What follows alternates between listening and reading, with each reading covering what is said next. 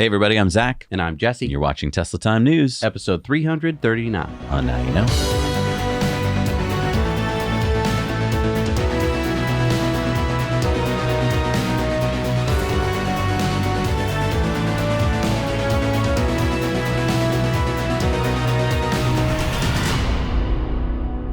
So we pretty much covered this last week, but now it's been officially announced.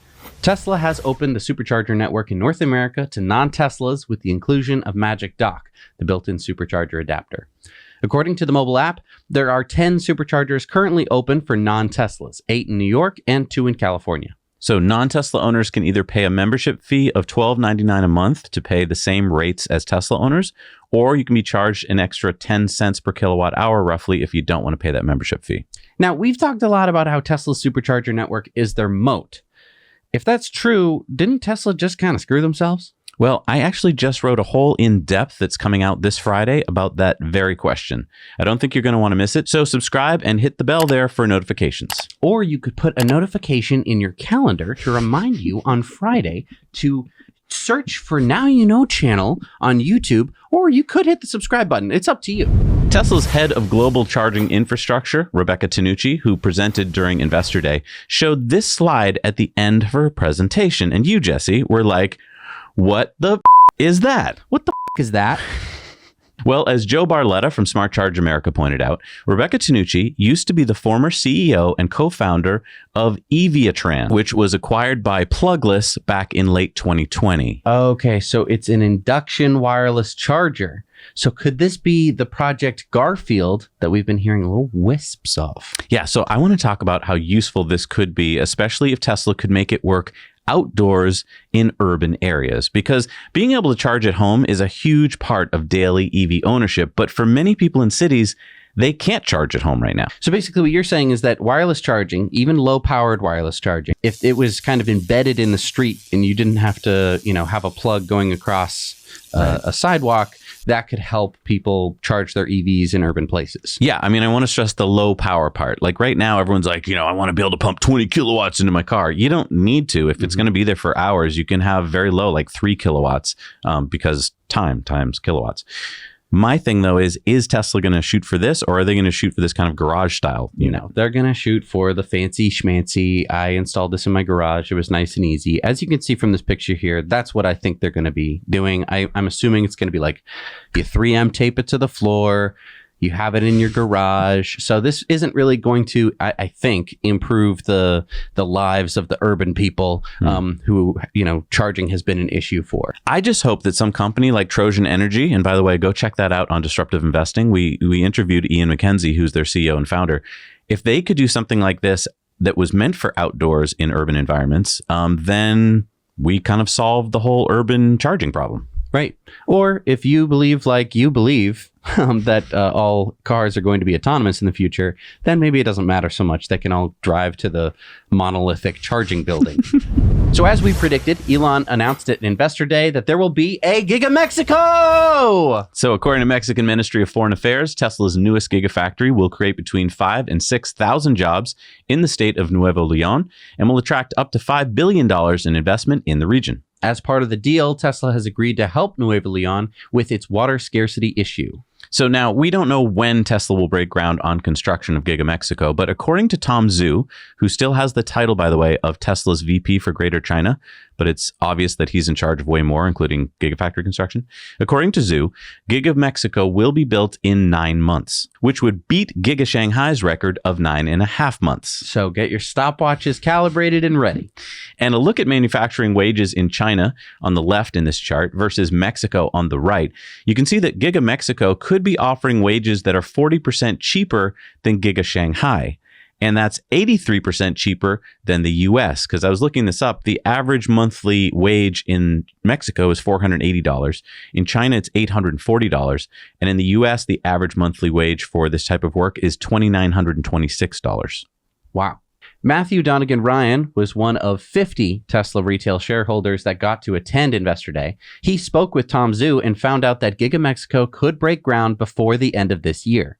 Also, Zhu told him that paint is expensive when asked if the next-gen vehicle will be stainless steel like the Cybertruck. So, little And according to Matthew, Giga Mexico will be built simultaneously with another Gigafactory, so we should stay tuned for another location announcement. My guess is Canada. Anyway, a great tweet thread from Matthew. Thank you for that. And Matthew is convinced that Tom Zhu will be Tesla's next CEO. Yeah, what do you think? Let us know in the comments below. And that is our Patreon poll question of the week. This next story is about Tesla cutting prices on the Model X and the Model S, and it comes from our friends at Ground News, who sponsor today's show. Yeah, we can't do this show without the help of our sponsors, and Ground News not only helps us financially, but they provide a service that we use every week.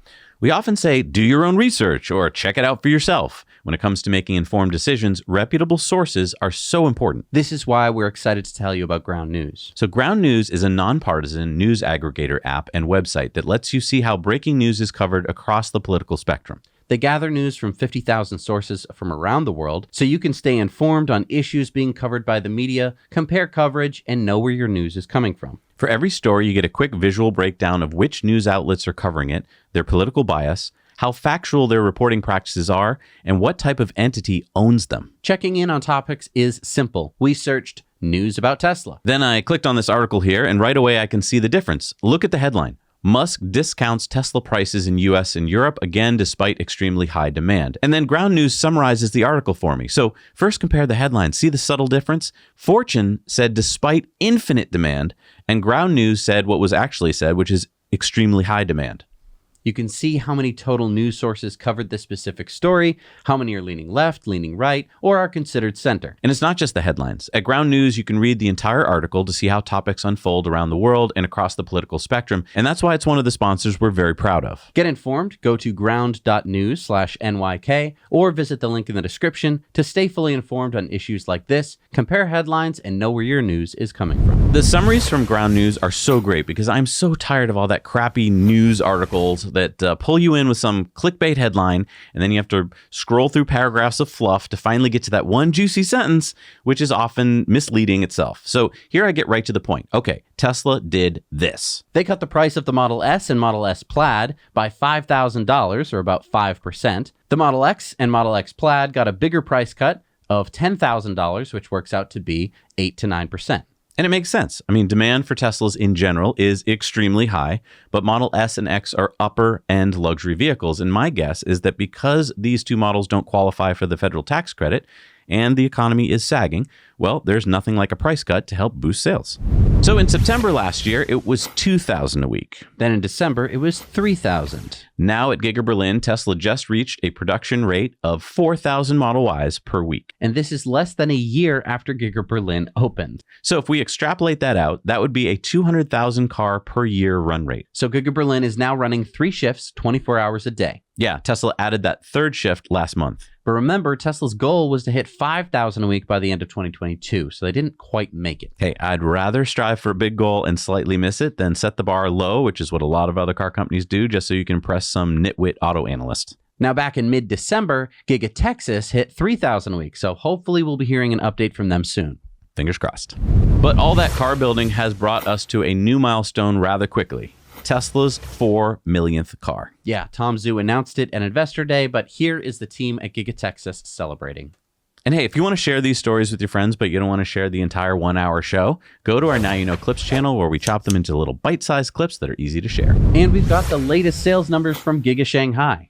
February sales figures from the China Passenger Car Association put Tesla at 74,402 new Model 3 and Model Ys delivered both in China, and that includes exports from China as well.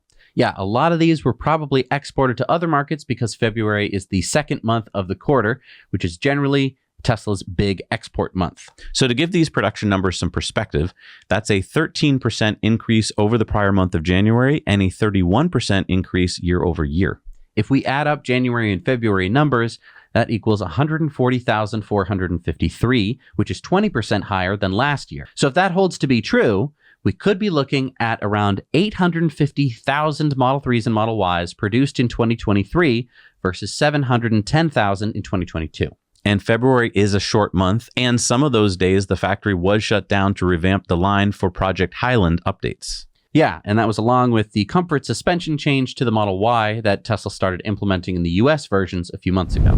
Another piece of news that we learned at Tesla's Investor Day came during the Q&A, when Tesla's Senior VP of Powertrain and Energy Engineering, Drew Baglino, said that Tesla would be introducing bi-directional charging to all their vehicles in a couple years. So 2025? That's what it sounds like. For some reason, Elon is not that excited about V2G or V2L, which is vehicle to load. He really seems to get standoffish when this topic comes up. Yeah, Elon said this. I don't think very many people are going to use bidirectional charging unless you have a Powerwall, because if you unplug your car, your house goes dark. And this is extremely inconvenient. And Baglino agreed with Elon, saying most of the value comes in charging the car at the right time. It's not really about sending energy the other way. What I think they're missing is that if, as they themselves pointed out, batteries are the biggest limiting factor to getting the grid to be renewable, then adding millions of mobile batteries, i.e. electric vehicles, could help speed up this transition. So I'm happy to hear that this is coming, and I think it'll be way bigger than Elon or Drew seems to think. I don't know if it's exactly true, though. I mean, I think that they are thinking about fully autonomous cars, and fully autonomous cars should not be parked, and they should only be parked if they're being charged. They should not be discharging. That is a waste of time for them. No, I agree with you. I think when we go fully autonomous, you're right. They'll be used 95% of the time, and they should only stop to charge. But there'll still be millions of EVs on the road that people will own and won't be autonomous, and I think those are still great mobile batteries. I don't know. I mean, if you really think about it from their perspective, comment down below. Who do you agree with? So we learned another tidbit of never before shared information during Tesla's Investor Day. In the last 12 months, a Tesla with FSD Beta engaged experienced an airbag deployed crash about every 3.2 million miles, which is about 5 times safer than the most recently available US average of 0.6 million miles per police reported crash. So this basically shows that for the first time, we're getting data of FSD beta driving, not just autopilot driving. And if we believe this, it shows that it's 5 times safer than the average US driver. Now, you had a problem with this. Okay, I believe this, but the question is, what does it mean? Let's say I'm driving. What do you mean? Well, let's say I'm driving in full self-driving, and it does something kind of wrong. Let's just say it drives me in the complete wrong lane. I'm not saying that that's likely, but let's say it drives me into the oncoming lane, and I step on the brake, and then I get into an accident. Okay. When I stepped on the brake, I disengaged full self-driving. Oh, I see. Does that count? What's the time between full self-driving being disengaged and the accident? The accident to where we're going to count it for full self-driving. And the other reason that people might say that that's not fair is because, well, yeah, we're not really comparing apples to apples here. It's not a full self-driving system. Sure. You have a human who is basically supposed to be responsible for the car. So when they encounter something that's going to make them uncomfortable, there's a bigger chance that they're going to take over. Well, and for your argument, also FSD Beta was given to the best drivers first. So we've got like the cream of the crop drivers versus the average drivers. I mean, imagine if we only let really good drivers drive cars in this country. Maybe the accident rate would be a little bit better. I agree with you. It's just what makes me mad is that NHTSA has been forcing Tesla to pause the rollout of FSD Beta. And my point here is it's NHTSA's job to make the road safer. And this data shows that it is safe. If this data came out the opposite and it showed that it was 5 times more likely to get into a crash, I would completely understand NHTSA saying, hey, hold on, Tesla, let's stop. It's just not that valuable data, right? Because there is no way to make this an apples to apples comparison. I just think it's 5 times safer. So we're not talking like 10% safer. 5 times safer is a lot safer.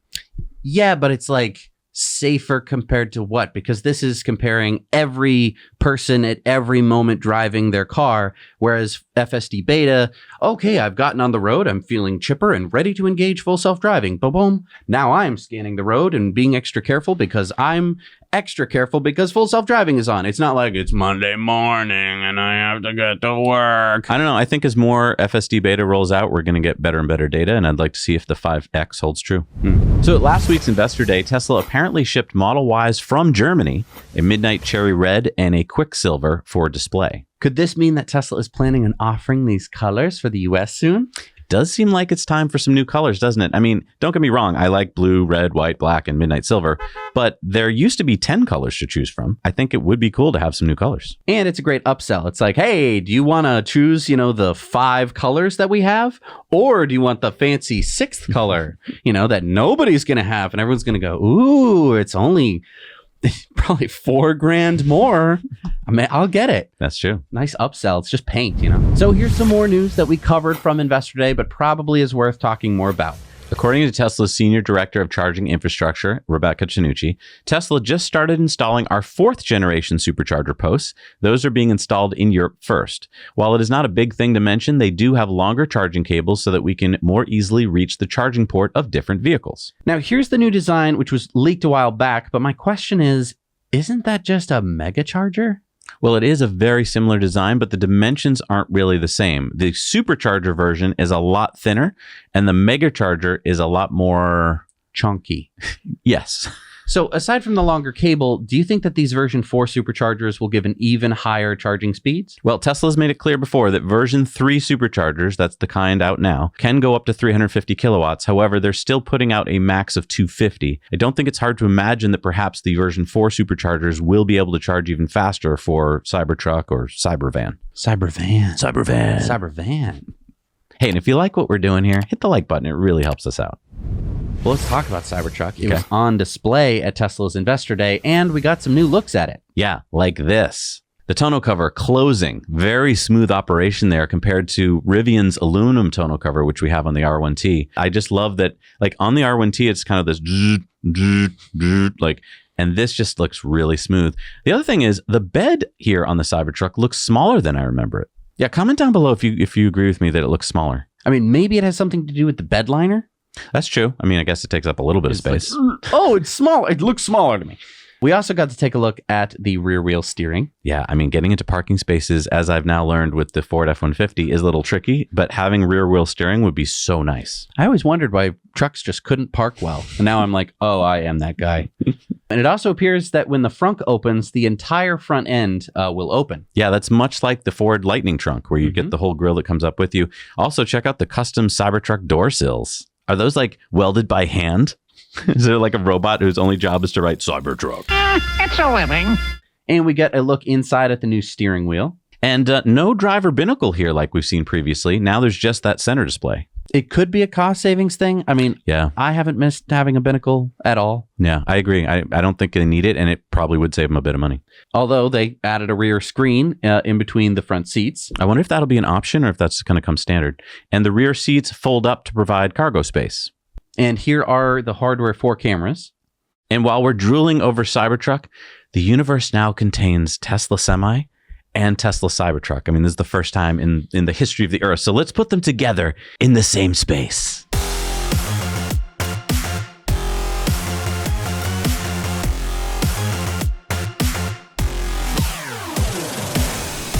So Tesla was filming with that drone, so hopefully we'll get to see that shot. Yeah, although hopefully someday soon, we'll be able to get a similar shot when we have our semi-truck and our Cybertruck together. That will be the day. That'll be awesome. But look, if you want to talk about this and more, head on over to our sponsors, Cybertruck Owners Club. That's where you're going to find all the news and community discussions about Cybertruck and that configurator so you can find where your place is in line. So Consumer Reports just published their most unreliable electric vehicles list, and it seems that Tesla's Model X and S have made it onto their top 10. So being at the top of the list is bad, right? Correct. So here's the list. So the Model S scored a 62 and the Model X scored a 52, making them less reliable than the average new car, according to Consumer Reports. Now, we should note that the BMW i7, the Fisker Ocean, the Hyundai Ioniq 6, and the Lucid Air were not included on Consumer Reports' list because they don't have enough data on them yet. This seems a little hard to believe since we have a Rivian, for example, and it's been arguably way less reliable than Sparky or any of our Model 3s. Well, Consumer Reports said that the Model S and the Model X owners have noted issues with in-car electronics, transmission, and power equipment. I'm not sure what that means. I don't either. Consumer Reports also said that the Model S, for instance, has had 10 recalls over the years. But then they failed to mention that most of those were simple over-the-air software updates. And JD Power just released their annual US EV Experience Ownership Study, and Rivian R1T has dethroned Tesla Model 3 for the premium EV category. So in the mass market EV category, the Mini Cooper came in number 1. And look, I don't put too much stock in JD Power data. To me, it's very skewed to how you feel just after you bought your car, because that's when they asked this weirdly worded 10-page questionnaire that you get. And it's usually after you just took delivery of your car before you really get to know your new car. And of course, people who bought a Mini Cooper are going to be more excited about it. Exactly. I mean, man, there are tons of these reporting companies, and each of them has so many categories that traditional automakers and dealers love because they can usually win at some of those categories or another. Best foreign mid-price subcompact vehicle with 2 doors. Look at us. We won an award. So, I mean, Tesla just dethroned Ford on S&P Global Mobility's 27th annual Automotive Loyalty Awards list. This is actual data where S&P analyzed 11.7 million new retail vehicle registrations in the U.S. during 2022. And loyalty is determined when a household that owns a new vehicle then acquires another new vehicle of the same make, model, or manufacturer. For 2022, Tesla won in 7 different categories, including overall loyalty to make, ethnic loyalty to make, most improved make loyalty, highest conquest percentage, and alternative powertrain loyalty to make, and the Model Y and Model 3 won the luxury small utility and luxury small car awards, respectively. So how did Ford get dethroned? Well, Ford had held the overall loyalty to make category for 12 years in a row until now. And so to me, that's important data because that's real data. Is it loyalty though, or is it just jealousy? Like I've met so many people and they get the car, they get a Model 3 or a Model Y, and then they're like, oh, my significant other really wants it. I'm going to have to get them something eventually. Oh, I see. Because, I get it's not really loyalty. So it's not like it is. It is loyalty, but it's mostly so you want a new category. It's called significant other jealousy category. I think that's what it is. I'm not blaming anybody. I'd be jealous too. And you know what's a lot of fun? Is winning stuff. And we have a winner of our Lectron VBox EV charger. And remember, we reviewed that over on Now Let's Review channel. And patrons, you get a chance to win these things. Yeah, so the winner is Julianne, our patron. And I'm so excited that we get to ship this to them. It'll get used. And again, if you're a patron, head on over to the Now Let's Review channel. Watch some of those reviews. And if you're not a patron, it's easy to join. It's $1 a month. And it's a great perk, isn't it? Yeah. It's a $400 charger.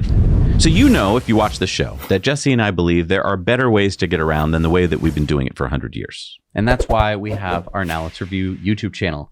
This is where we cover everything from e-bikes and e-scooters to e-motorcycles and e-longboards. And more. And this week we reviewed the Multijoy Spaniel e-bike. It's got a nice big frame, it's got big fat tires, and it's a good choice for tall riders. And it has 43 miles of range. That's not what they claim. That's what we tested. Yeah. It has actually 43 miles of actual range. And that's the thing. Until you really take an e-bike for a spin, you may not realize how e-bikes can change your entire bike experience. Whether you're a bike aficionado and you're going for style and lightweight performance, or you're a complete bike noob, I'm pretty sure that there's an e-bike for you. And that's where we come in. Because let me tell you, it ain't easy to test all these e-bike models out there. Most bike shops still don't seem to carry more than 1 or 2 models. Most of them cost over $3,000 for some reason. So subscribe to Now Let's Review channel and let us help you find your next ride. Because we have ridden dozens of e-bikes and we know what to look for now. So Toyota has apparently just torn down a Tesla Model Y, and here's what they had to say. Taking the skin off the Model Y, it was truly a true work of art, said a Toyota executive who scrutinized the Tesla part by part. It's unbelievable. So here's my question.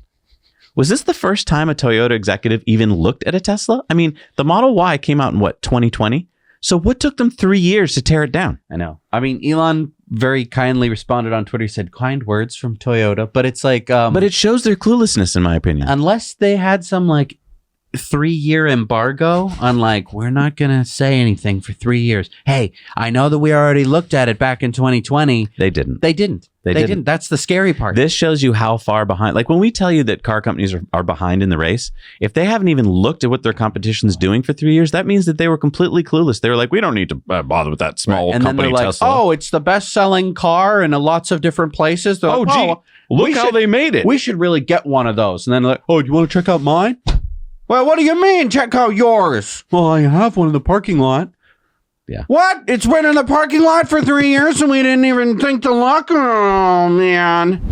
Zach and I are planning to attend Micromobility Europe 2023. Yeah, I mean, I am super excited about it this summer. So it's going to be in Amsterdam on June 8th and 9th. And this is where you can ride on small electric vehicles. You can learn how to create more livable urban areas. You can build a sustainable world with e-mobility. Yeah, I am so excited to go to this conference. I think it's going to be a lot of fun. I can't wait to see some of our viewers here. And we were able to get you an exclusive discount code to save 20% off ticket prices right now.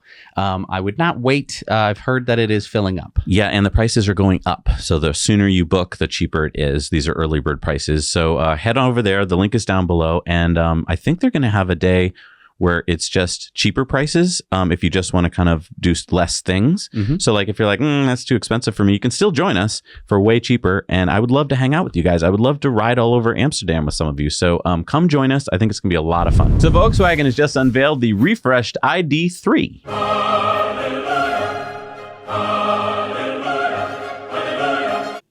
So this is the refresh? I don't remember. Can I see the original? Okay, here's the original. Okay. So it's an itty bitty refresh. What's the big deal? Well, VW claims that they fixed a lot of problems that the ID.3 had, such as faulty high voltage batteries, software, and apparently many, many more. Okay, good for them. But this will come at a cost. Like what? Like a higher price. Oh, you made it sound like a Brothers Grimm fairy tale. Like Higher cost. Okay, so do we have pricing? No, but according to Electrive, the ID.3 will be seeing some noticeable price increases. So hopefully our European viewers will let us know when they start spotting these and their prices. But you do get a heads-up display now. Oh my goodness. Worth the price. You know, I heard that a lot of people wouldn't buy the Model 3 if it didn't come with a heads-up display. I Do you know. remember that? That was the So these people must have been waiting and moving to Europe just to get this. Yep. Goodbye, miss you! Goodbye! That's what it is. That's how important heads-up displays are. How could anyone live without one? I don't know. So SpaceX has just applied for permission with the FCC to operate new user terminals, one of which measures 29 millimeters by 25 millimeters, similar in dimensions to an Apple MacBook. So why is Starlink doing this? I mean, what's wrong with the current bunch of terminals that they already make? Well, this could aid in portability and possibly trade some lower bandwidth for lower cost and increase portability. Do people really want less bandwidth? Well, even the V1 Dishy McFlatface could deliver speeds of over 300 megabits per second, which is honestly more than enough for most people. And with the dishes costing over $500 before a plan, it's a pretty big investment for a lot of people. Plus, with increased traffic, speeds have been dropping anyway. Perhaps Starlink realized it wouldn't hurt to make a cheaper dish. So what do you think? Please leave your comments down below. Yeah, I think smaller is better in this case. Maybe it's a MacBook warmer. You put your MacBook on top of it, warms it up, and then you can access the internet. Okay. Tengku Safrul, Malaysia's Minister of International Trade and Industry, announced that Tesla has been approved to import their cars to Malaysia. In a press release, they said, "We are pleased by Tesla's decision to establish its presence in the electric vehicle ecosystem in Malaysia." So why is Tesla moving to Malaysia? Well, it's actually a pretty big country. Has over 32 million people, so think somewhere between the size of Texas and California. And they actually have their own pretty strong domestic car industry, which accounts for over 50% of their nearly 750,000 car sales per year. That's from 2022. Also interesting to note, their GDP per capita is actually higher than that of China and Thailand. And speaking of Thailand, Malaysia connects Thailand and Singapore together. So this could mean that people in Singapore can drive their Teslas more than 60 kilometers. Because for some reason, Singapore has like 6 superchargers on it, and it's literally no wider than 60 kilometers around. It's just like a city, yeah. I mean, to me, this definitely points to a Southeast Asian expansion for Tesla. I mean, maybe it's just my wish to have a completely connected Eurasian supercharger network, but I don't think that you open Thailand and Malaysia at this speed without going for some other countries. Again, if for no other reason than just to give Singapore Tesla owners somewhere to drive. Yeah, this is great news. Seatbelts, everyone! So Rivian has recalled nearly 13,000 vehicles over a faulty seatbelt module, which could prevent the passenger airbag from going off. I mean, so what? Recalls happen all the time. Well, it affects our Rivian. Oh, you mean we have to go drive to Chelsea again? The worst placed service center in the state? Hey, at least it's in our state. There's only 27 in North America. We're just lucky they were able to fit it next to the Gulf Oil shipping terminal. There's a lot of people who will have to travel much further. So Rivian says that the affected seatbelt system sensors are dimensionally out of tolerance in these vehicles, which may prevent the automatic locking retractor, or ALR, from working as it's supposed to, resulting in a possible error for the front passenger seat, which may incorrectly display as on when it's actually off. And that's going to prevent the airbag from going off. Now, my question is, why can't this be diagnosed with software? I mean, wouldn't it behoove Rivian to write a little script to check? I mean, they have seat sensors, right? Okay. So if somebody is sitting in the passenger seat and like the car is driving, either the person hasn't buckled in their seatbelt or they have, and the seatbelt buckle thing isn't. No, I get what you're saying, but I'm guessing that this is NHTSA being extra careful, and I'm also guessing that it's probably intermittent, and so they probably are going to check some serial number when you bring it in, and then, you know. But it literally, according to them, should have only affected like 120 cars. Right. Like if they could have just figured that out, then they could have sent out mobile service. I see what you're saying. Yeah. Because, I mean, now we have to go waste 3 hours of our week on something that has a 1% chance of killing one of us. Right. But we got to do it because obviously that's something it's worthy of doing. I know. No, waste of my time. I know. And so, you know, Rivian sent us an email and they're like, come on down whenever we're open. You can. And so it's like, great. I have to either go on Saturday when everyone's going to go. Right. Or we have to go sometime during the week. They're going to have a tent set up. I guess it's going to be freezing cold. Right. Apparently, it only takes 10 minutes to check, but 45 minutes if they have to do the work. But just in case you're like, Jack and Jess, you guys are just super negative about Rivian. Well, check out what we were able to do with our Rivian today. So, what do you think? I don't know, Jesse, you have to move this out of the way of your car? Yep. That weighs a lot. That's a lot. Look how deep that is. I don't know if it's going to work.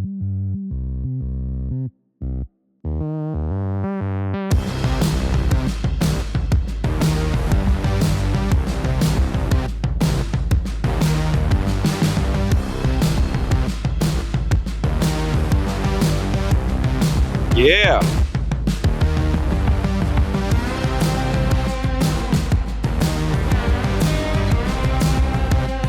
Well, how about that? I mean, you did it. Look, your car's completely open in front. I know. A little bit of shoveling. And this was all ice. I know. I mean, we really should have done it during the storm. Definitely.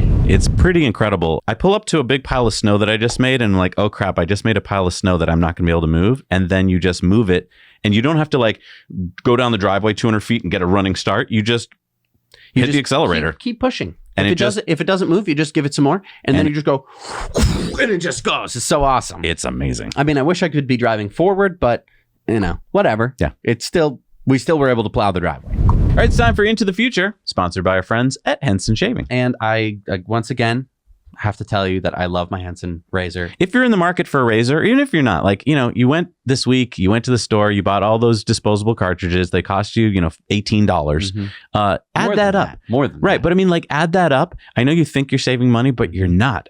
This is so cheap. Once you buy the shaver, it lasts your whole life. And the razors themselves are extremely cheap. And in fact, you can get 100 razors for free if you use our code NowYouKnow at checkout. So did you ever see the movie Repo Man with Emilio Estevez? Do you even know what repoing a car is? It's 4 a.m. Do you know where your car is? The more you drive, the less intelligent you are. I know what repoing is, but I don't remember the movie. Is it good? I rewatched it, and I mean, I remember in the 80s, it seemed to happen a lot that people were repoing cars. I don't know if it's because the movie put it into the popular culture. No, I rewatched it. It doesn't really hold up in my opinion. But the bank basically repossesses or steals back your car if you fail to make your monthly payments. Okay, but now this is into the future, and you just brought up an 80s movie. So what does this have to? This is the past. Back to the future. Right. Well, we just learned that Ford filed for a patent in 2021 for having their vehicles autonomously drive themselves back to Ford if owners fail to make their payments. According to the patent application, semi-autonomous vehicles could drive themselves to a place where it would be easy to tow them, and fully autonomous ones could drive all the way back to the repo lot. There are also descriptions of built-in mechanisms for warning the driver before the car drives away. It's basically a bunch of texts like, hey, you should have made this month's payment. Do you want to keep your ride? Right. So here's hey, if you don't respond, the car will drive away. Don't put anything in front of your car or anything. Because we're going to take it back tonight. No, here's the thing. Ford is busy doing all kinds of tech to do with getting their money back, whereas Tesla is focused on actually advancing technology into the future. I just think it's a funny way of, I mean, this is corporate America versus Tesla. How can, you know, how 1% of the cars that people, you know, steal from us because they don't make their payments, you know How can we fix that using the technology that you're working on? Can we patent that? All right, it's time for Going Green. So this week, I guess we should rename the segment to Not Going Green. Yeah, so let's turn to Mississippi. Last in the nation in so many things, like 50th in healthcare, 49th in economy, 48th in infrastructure. And when it comes to EVs, With no state incentives, by the way. In fact, there is a $150 EV tax. well, Mississippi wants to make sure that it stays in last place when it comes to EVs, I guess, because they have introduced HB 401. And yes, that's a screenshot from, I think, the worst state website I've seen, and I've seen all of them. So this was introduced by Republican Representative John Thomas Trey Lamar III, chair of the House Ways and Means Committee in Mississippi, so a very powerful politician. This bill, which just got passed by the Mississippi Senate last week, will stop EV manufacturers from opening any physical locations in Mississippi. Even State Senator Republican Joey Fillingane said, maybe we just like being last all the time. Maybe it's a badge of honor. We're the last ones to change. If we're not careful, we could deprive our citizens of opportunities they really ought not to be deprived of. And you know what? I think they should pass this law because I think they should show the world just how stupid it is to do this. There's the face of it. If you live in Mississippi, please contact your representative. Tell them that you're not in favor of being last in the nation on this as well. All right, time for sunspots.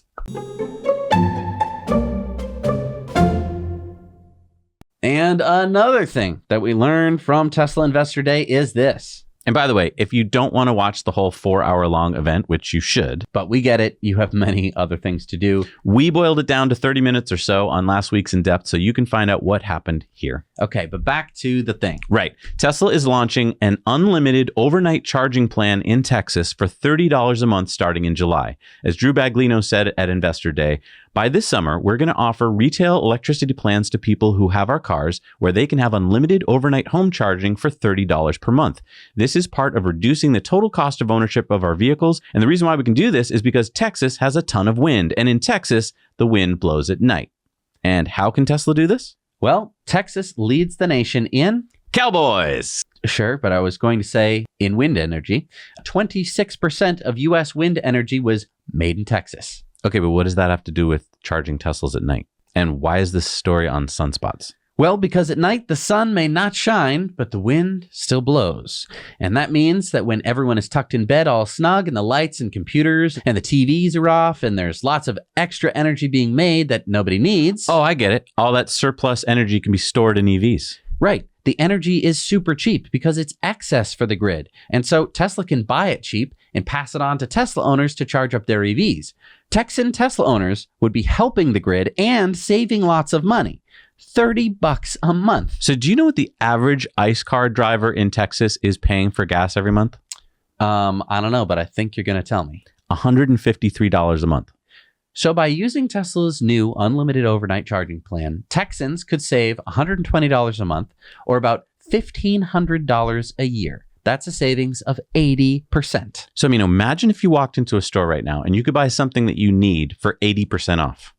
Well, now you can in Texas. Yahoo! But don't let EVs into your state or anything. Right. You Mississippi, you're doing the right thing. You wouldn't want your citizens to be able to save 80% off their energy costs, Well, would you? Can you see why Mississippi doesn't want this to happen? If you're a heavily fossil fuel state, this is a threat to you. And look, if you want to become a small energy provider yourself and you don't know all the answers and things are changing fast, tax laws, prices, talk to the team at EnergyPal. They are the solar and battery experts. They can help you go solar for less. They do it all for free. Tell them that Zach and Jesse sent you. Link is down below. All right, it's time for our video contributor stories. Remember, we need your stories. And when you see this week's story, you're going to be like, that's a tough act to follow. Check this out. Hello, Zach and Jesse. I've been waiting to send you this video for quite some time now, and I'm really happy that I can finally make it. So I'm sitting next to one of a kind of vehicle. It's a 100% electric Canadian-made ATV designed from the ground up to be smart, efficient, and powerful. This ATV is designed to work hard, so it's robust, it's powerful. Of course, we've got the electric powertrain, so you've got all the things that we like with our Teslas and the instant acceleration and torque. And so you can really work, you can tow heavy loads, we can go up to 1,500 pounds of towing. We've got in mind something to work, but to do more than just work. So it's work hard and play hard. So the River, it's its name, is a two-seater with up to 180 kilometers of range. And so it's about 110 miles. We've got two choices basically of battery. We've got a 10 and a 20 kilowatt hour of battery pack, which allows us to such a great range. But since we've got plenty of power on board, we will put on the market accessories for this vehicle. Those accessories will be like a snowblower, a power trailer, or a 240 volt inverter. Of course, this accessory will be powered by the vehicle itself, so by the River. The vehicle you are seeing right now in the bureau and the one that I'm sitting on is our third design of prototype. It's really close to the production version. As a matter of fact, we are designing the production line right now. The shape will be mostly the same, but with little details that make it pop. People in Canada and the United States can pre-order their River today. For people in Europe, it would be a little bit longer since we need to make sure that every standard is reached. For the delivery, it will start in Canada this year. As I said earlier, we are designing the production line right now. As for you, Zach and Jesse, you know how to reach me if you have any more questions and you want to talk about the project. It would be my pleasure to talk about it a little bit more. So thank you and take care.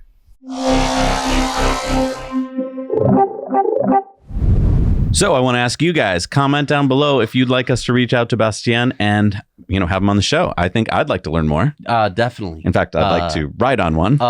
Definitely. Okay. So, yeah, that's cool. Yeah. That's cool. So, what an amazing group of people we've got here on the show who watch. Yeah. That's so cool. Super exciting. Thank you so much for reaching out to us and sending that awesome video contributor story. All right, it's time for our Patreon bonus stories. And on Patreon this week, we've got stories about Magic Dock, the Kia EV9, VinFast, and a new video from Tesla, along with Investor Club bonus stories about Rivian and Tesla and much more. So head on over to patreon.com/9 Support us for just $1 a month. You get all the Patreon bonus stories. And if you want to support us for a little more, you can join us for Investor Club bonus stories.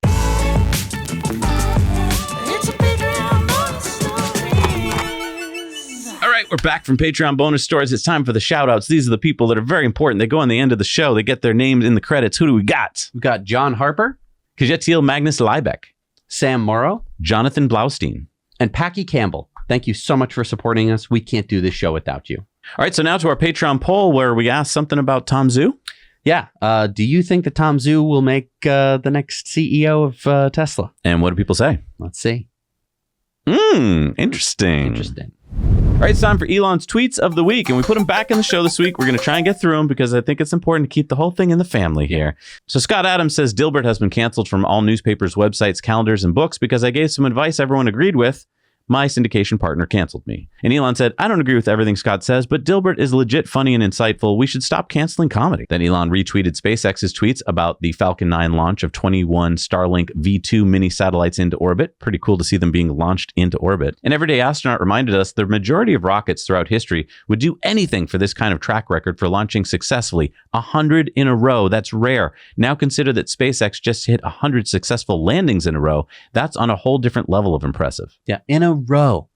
In 100 in a row. And it's actually 101 now, I think, or 102. More than, they're just so fast. Keeps adding up. And Elon said, propulsive landing for the win.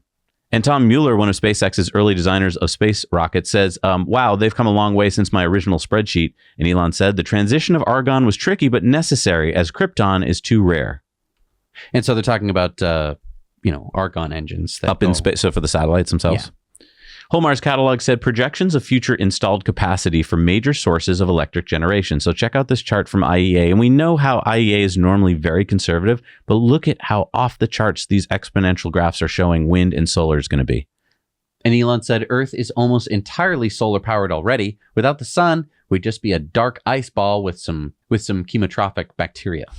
Aaron Mate said, New York Times notes that after the chair of the Joint Chiefs, General Mark Milley, argued that Ukraine was unlikely to make substantially greater battlefield gains and should move to the bargaining table, the White House quickly squelched such talk. No peace talk in this White House. Elon responded, he said the diplomats want war and the warriors want peace. History and Pictures says, real question, Elon, why is it that we have about 5,500 active satellites in space, but anytime we see footage of orbit, we never see any of them floating by? And Elon said if rendered to scale in that picture, the satellites would be smaller than a pixel, except maybe the space station.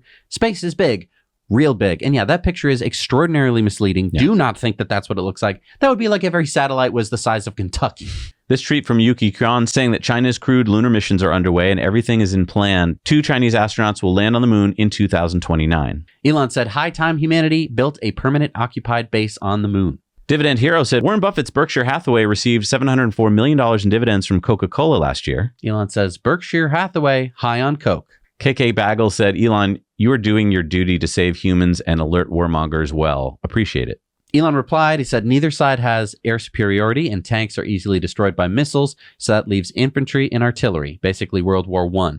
Drones are not yet available in sufficient numbers to matter, much like aircraft in World War I. And Noah Smith said the U.S. can't build housing or transit or solar power or transmission lines or semiconductor fabs. We are the build nothing country, and this needs to change, and it needs to change fast. Elon says we have made large construction projects almost illegal.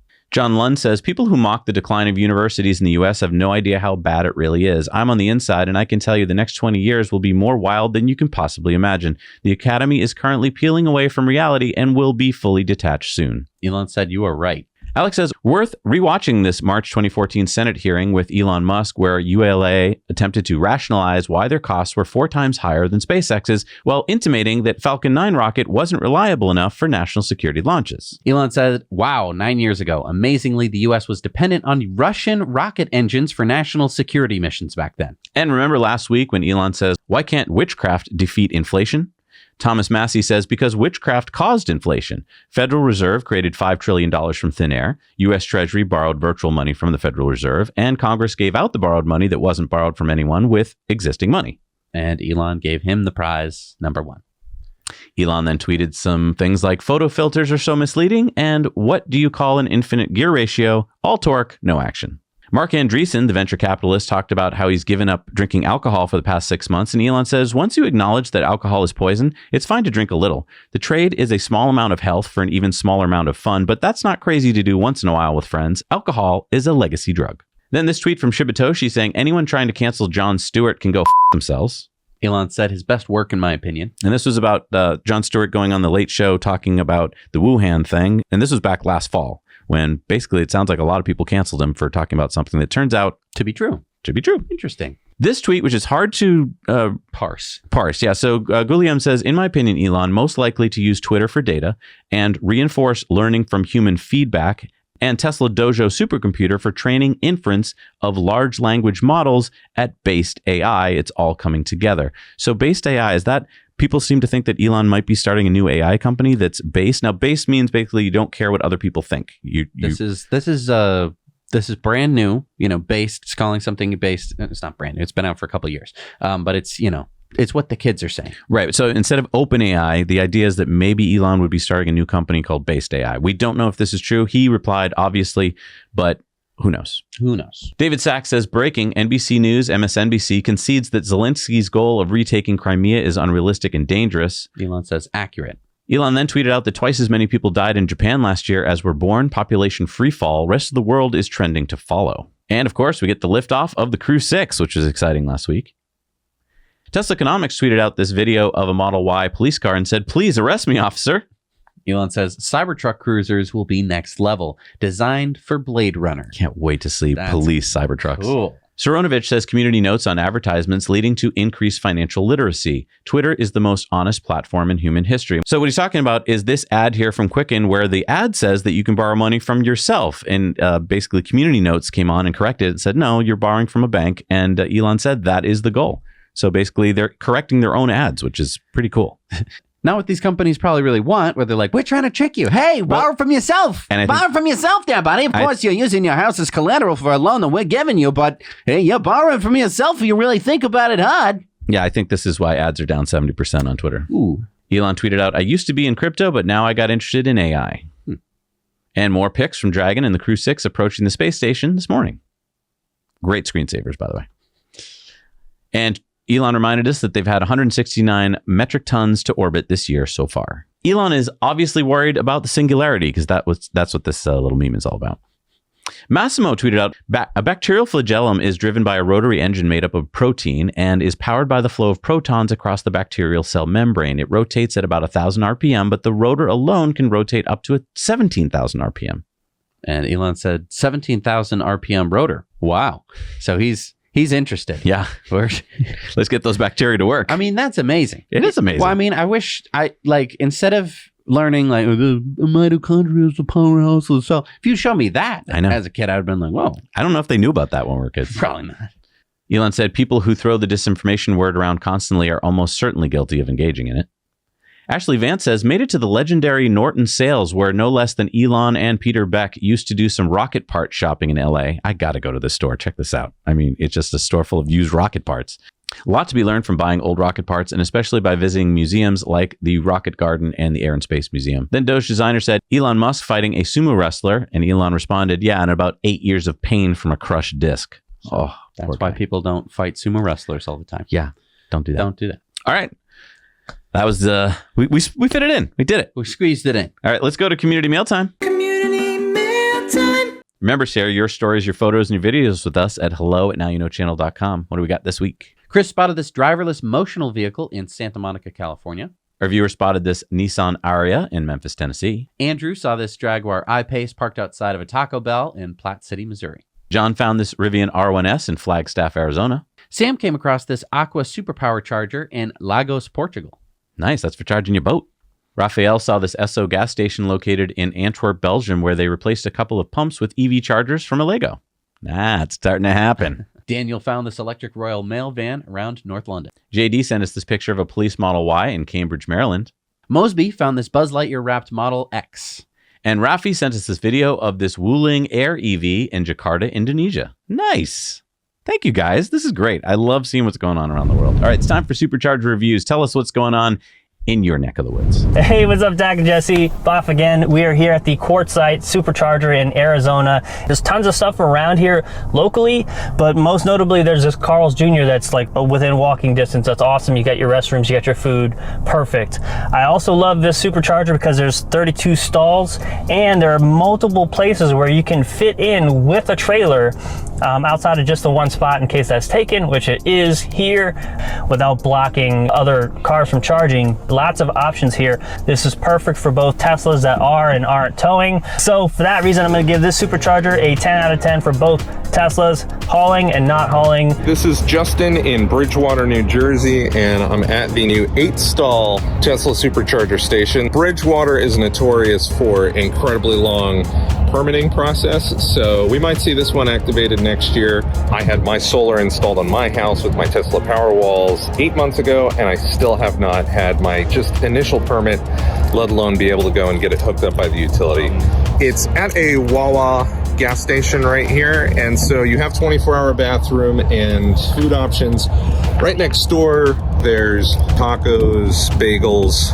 Overall, I would rate this location a 5 out of 10. It's more of a 20-minute charge up and then get back on your travels type of locations. Welcome to the Margaret River Supercharger. This one's been a long time coming, and people of Perth here in Western Australia are going to be pretty pumped about it.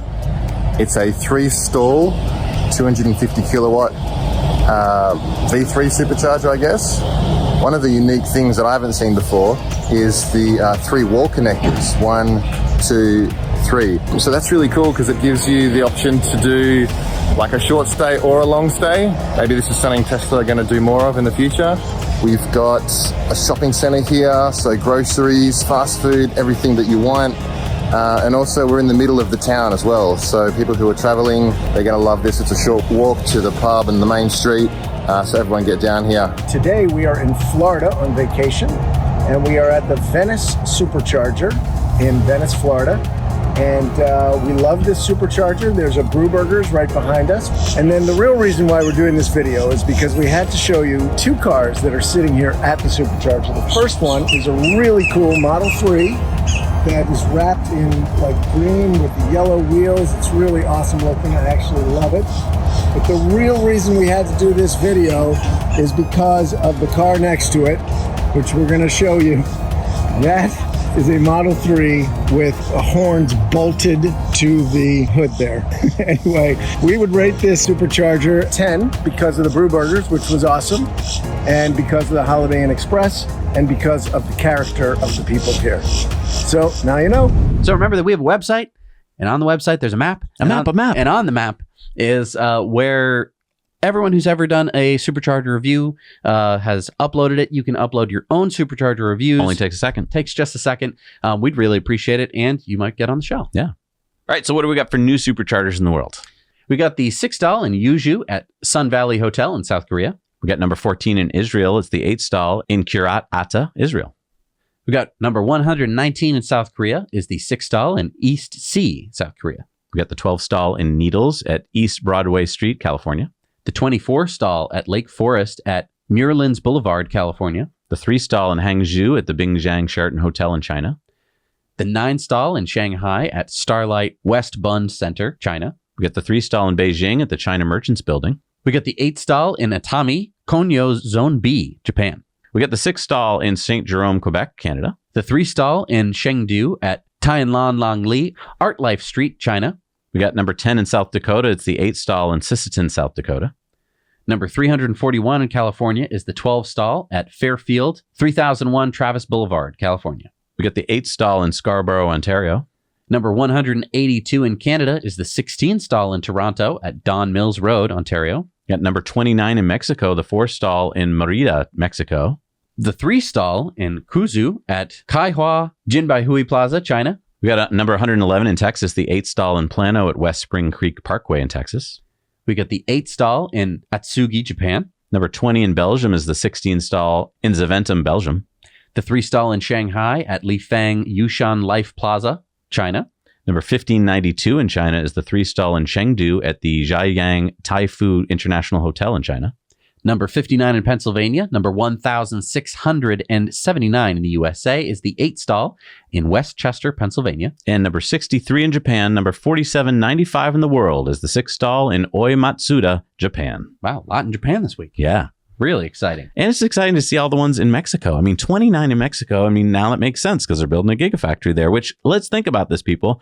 We're opening up a huge market because if you start building a car in a country, then that country starts to feel really kind of connected to your brand. And I think this is going to be huge. And maybe we can start spreading down into Latin America and South America. Especially if what they talked about at Investor Day is true, that they're building this next generation vehicle, which will have a much lower price point. And what has Elon been talking about this whole time?